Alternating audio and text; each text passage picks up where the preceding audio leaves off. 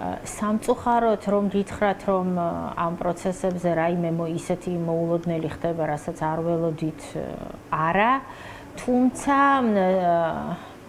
თუმცა რასაკვირველია რისით რომ აი წინა პროცესმა განსაკუთრებით წინა პროცესის შემდეგ კიდევ უფრო მეტად დავრწმუნდი რომ იმდენად ორკესტრირებულია ანუ სისტემა მზიას წინააღმდეგ რომ იმ დარღვევებს რასთან დაკავშირებითაც კითხვებს ვაძლევდი ბატონ ბესელიას და განსაკუთრებით იმ ნაწილში აი სტიკერის რაკურის ნაწილში და ამდენი ხანი ხომ ესენი ცდილობენ აი ის რაც ვიზუალიზირებულია ამ კადრში რაიმენაირად დამალონ მიჩქმალონ რაღაცა სხვადასხვა აბსურდული არგუმენტებით ახსნან სინამდვილეში რომ ამის გამო დააკავეს მზია და ბოლოს აღმოჩნდა იმ პროცესზე დადრნენ იმ ფაქტის წინაშე რომ რაზეც საუბრობენ ის ადმინისტრაციული სამართალდარღვევის ოქმი საერთოდაც არ აქვთ მათ ანუ 150.000 მუხლით სტიკერის დაკავების გამო რაზეც სტიკერის დაკვრვის გამო და იმ პროცესის შემდეგ კიდევ ერთი ადმინისტრაციული სამართალდარღვევის ოქმი გამოაწყვეს და პრინციპში ჯერ არ ჩაგვარებია უბრალოდ სასამართლოს განრიგით მივხვდით პროცესი ჩანიშნეს რომ მოასწრონ რამენაირად 4 თვიან ვადაში და ეს ყველაფერი ემსახურება რას ამ პოლიციის უკანონობების რაც შეიძლება გათეთრებას ანუ არ დამთავრდა ამ საქმეში მზიას წინააღმდეგ აი სისტემის ასეთი ორკესტრირებული ქმედებები, ანუ მაქსიმალურად რამდენადაც ასე ვთქვათ, ჩვენ ამაზე ვსაუბრობთ, ვამხელთ, ვააშკარავებთ, ასე მოგждდევენ ფეხდაფეხ, რომ რამენაირად ეს თავები დამარხონ, მაგრამ გარწმუნებთ არ გამოვა, მეჯერ არ მინახავს ჩემს პრაქტიკაში გამოცდილებაში არც ერთი საქმე ისე შეთითხნილი, ისე შეჭერილი, ისე გაყალბებული სადაც კვალს ვერ პოულობ და მით უმეტეს ახლა მზია ამაღლობელი საქმეში ხომ ზედაპირზე დევს ეს მის წინააღმდეგ ჩადენილი საპოლიციო უკანონობების კასკადია ერთ უკანონობას აცეთრებენ შემდეგით მაგრამ ის შემდეგი თავისთავად ააშკარავებს წინა უკანონობას ტოვებს კვალს შემდეგი იმის წინას ააშკარავებს და აი ასე მივდივართ ფეხდაფეხ ამ პროცესზე ანუ ჩვენი ამოცანა რა გახლავთ ამ პროცესზე ჩვენ ვიცით სადაც ვართ დიანა ვიცით რომ სასამართლოშიც ვართ, ვიცით, ვისაც ვესაუბრებით. უბრალოდ ჩვენი ამოცანა სულ ამას ვამბობ, ვამხილოთ და ვაიძულოთ გვისმინონ, ვიღაცა მაინც მოისმენს, ყოველ შემთხვევაში ეს უნდა იყოს შიგნით აუდიტორია, გარე აუდიტორია თუ როცა ამბობთ რომ გვისმინონ, მათ შორის პროკურორს და მოსამართლესაც გულისხმობთ. დიახ, მათ შორის მათაც ვგულისხმობ, მათაც ვგულისხმობ დიანა, იმიტომ რომ ამ საქმეზე მე არ ველოდები რომ ეს მოსამართლე დაწერს განაჩენს მზია ამაღლობელის წინააღმდეგ. ამ საქმეზე მოსამართლე დაწერს განაჩენს საკუთარი თავის წინააღმდეგ. ეს ზუსტად ვიცი. და ძალიან მინდა ვეცდები რომ კარგად გავაგებინო მას, იმიტომ რომ არის საქმეები დიანა, სადაც მოსამართლეები განაჩენებს წერენ საკუთარი თავის წინააღმდეგ და ასეთი საკრალური საქმეები არაერთი ვიცით ჩვენ ამ ქვეყანაში ხომ, ვერასოდეს რომ ვერ ჩამოირეცხეს მოსამართლეებმა. ის საქმეები ხდება, ეს რაღაცნაირი ბიოგრაფია ხდება იმ კონკრეტული მოსამართლეების, ეს კონკრეტული საქმეები. დიახ. მაია, აუცილებლად მინდა გკითხოთ, ასე ვთქვათ, პოლიტიკურ განცხადებებზე, რომელიც ამ პროცესს დევს თან და შთაბეჭდილებას ქმნის, საით მიდის პროცესი, საით შეიძლება წავიდეს მოსამართლე, მაგალითად, გადაწყვეტილების მიღებისას. ერთი ასეთი მთავარი განცხადება ეკუთვნის პრემიერ კობახიძეს. რა სიტყვით კიდევ ერთხელ ჩვენ გვქონდა თქვენი ბრიფინგი მაშინ პირდაპირ ეთერში, მაგრამ კიდევ ერთხელ რაღაცნაირად რეზიუმირება რომ მოვახდინოთ მზია ამაღლობლის საქმის, ეს არის კობახიძის განცხადება მასთან დაკავშირებით. დიახ. დიანა, კიდევ ერთხელ დიდი მადლობა სწორედ ამ ბრიფინგის ტრანსლირებისთვის და მედიის ასეთი მუდმივი მხარდაჭერისთვის. ცხადია, ეს თემა ძალიან მნიშვნელოვანია. ბატონი კობახიძეს ეს განცხადება არ გახლავთ პირველი განცხადება და ეს არა მხოლოდ მისი, ანუ ასევე სხვა სახელმწიფო სპიკერების არაერთი განცხადებაა და ორკესტრირებულია. ერთი შინაარსის გარშემო ტრიალებს ყველა ეს განცხადება, რომ ბრიფინგზეც ვისაუბრე, რომ თურმე მზია აკრავდა სტიკერებს პოლიციელებს, ეს ცილისწამება, რომ თურმე მზია მიიღო დავალება და ეს დავალება ეხებოდა პოლიციელების პატივის და ღირსების შელახვას და ასე შემდეგ. ანუ ეს განცხადებები გარდა იმისა, რომ ცილისწამებლურია, ასევე უხეშად, წარმოუდგენლად უხეშად არღვევს მზიას უდანაშაულობის პრეზუმფციას. სამართლებრივი, ასე ვთქვათ, წიაღსვლებით რომ არ შეგაწყინოთ თავი, ჩვენ სწორედ აი ამ ცილისწამებლურ და მისი უფლებების შემლახულ განცხადებებთან დაკავშირებით მივმართავთ სასამართლოს. არ ვფიქრობდით, რომ მიგვემართა ქართული სასამართლოსთვის. ისედაც ვდაობთ ამ თვალსაზრისით სტრასბურგში უკვე გაგზავნილი სარჩელით, მაგრამ მაინც მივმართავთ ქართულ სასამართლოს, სწორედ იმიტომ, რომ ამავე სასამართლოს ვაიძულოთ იმსჯელოს ამ საკითხებზე.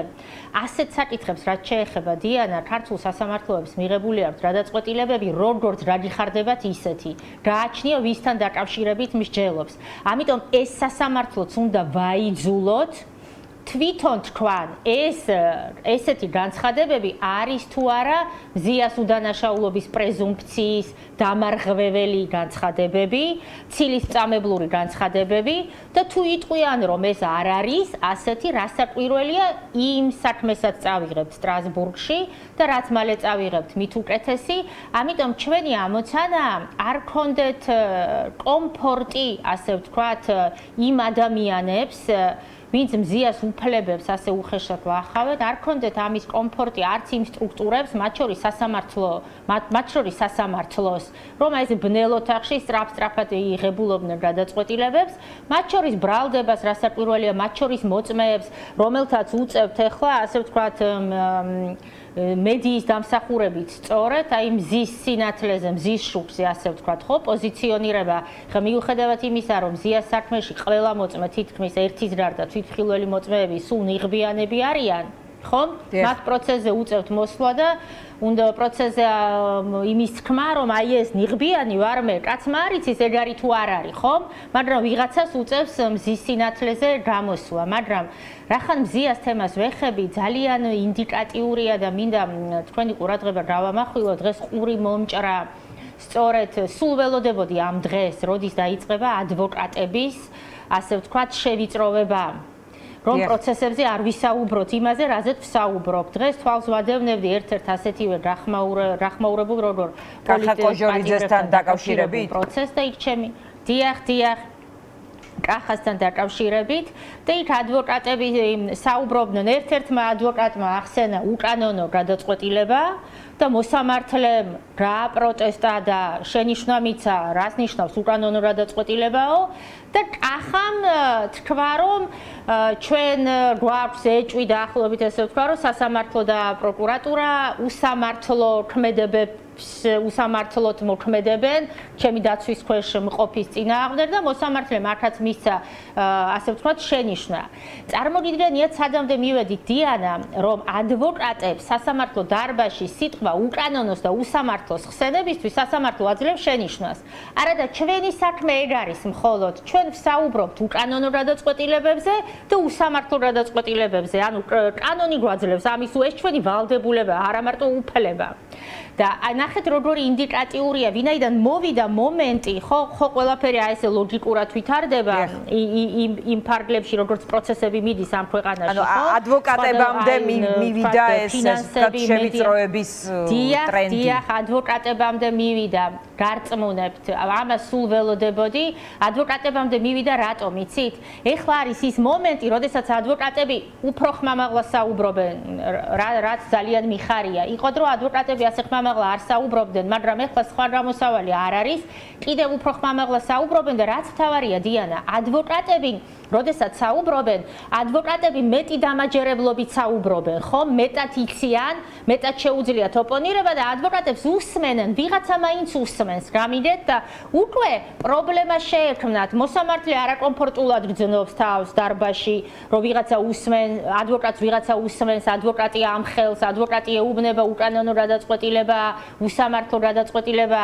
ამიტომ ეხლა დარწმუნებული იყავით, ეს ტენდენცია გაგრძელდება, რომ ადვოკატებმა არ ვისაუბროთ ამ უკანონობებზე, ხმამაღლა არ ვისაუბროთ ამ უკანონობებზე, რაზეც სასამართლო დარბაზებში ვსაუბრობთ ეხლა და რაც ასე ვთქვათ მედიის საშუალებით ხილვადი და სმენადია ფართო აუდიტორიისთვის. კი ბატონო, მაია, შემდეგი პროცესისთვის თავარი მოქმედი გმირის გებუაძის გამოკითხვა არის დაგეგმილი.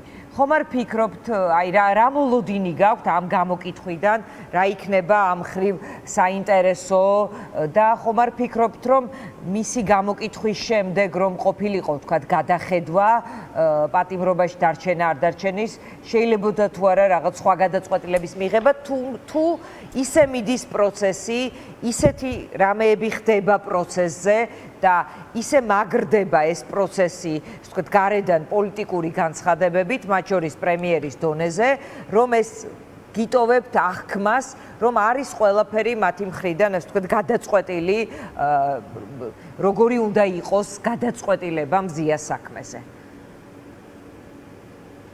დიანა, პირველ რიგში ბატონი გებუაძის დაკითხვა შემდეგ პროცესზე იქნება თუ არა, არ ვიცი, ამას ბრალდება წვეთს ხოლმე რომელ მოწმეს მოიყვანს, თუმცა ის აუცილებლად დაიკითხება. ხო, რახან წინა პროცესზე იყო და იყო ამის მოლოდინი, ამიტომ ლოგიკური ვარაუდით.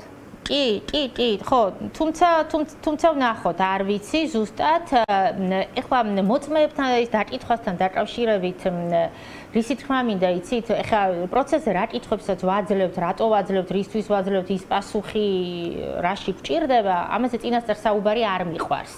მათ შორის წინა მოწმესთან დაკავშირებით, შემდეგ დავკითხავთ ბატონ გებუაძეს, ამიტომ ამათი ასე ვთქვათ ერთმანეთთან შეპირისპირების დრო მერე მოვა, ბევრი ეს საბოლოო შედეგისთვის გვინდა ჩვენ ცხადია და წინასწარ ყველაფრის აქცენტირებას არ ვაკეთებთ ხოლმე, თუმცა თავისთავად ცხადია, ძალიან საინტერესო იქნება მისი გამოკითხვა. ვთქვათ, არა მხოლოდ დაცვის პოზიციის თვალსაზრისით, დაველოდოთ პროცესებს არ მიყვარს ხოლმე წინასწარ ამ საკითხების კომენტირება, მაგრამ ნახეთ, ეხლა რაც შეეხება მზიას პატიმრობას, დიანა, მზიას პატიმრობაზე წინა პროცესზე, აი რაც არ უნდა უცნაური იყოს, ნახეთ, ხომ არავითარი საფუძველი არ არის. მოსამართლეს პირდაპირ ვუთხარი, რომ მესმის თქვენი მისია არის ფაქტიურად შეუსრულებელი, იმიტომ რომ ვერ დაასაბუთებთ ერთადერთი საფუძველზე კიდია ეხლა ვთქვათ მზიას პატიმრობა ფორმალურად, რომ მზია ჩაიდენს ახალ დანაშაულს. მე ვუთხარი შეუძლებელი მისიაა, იმიტომ რომ პროკურორმა არაფერი არ თქვა დიანა, თქვა მარტო, რომ დღესაც ეს საფრთხე საკმაოდ ინტენსიურია, რომ ჩაიდენს დანაშაულს. არაფერი ამის მეტი პროკურორს არ უთქვავს.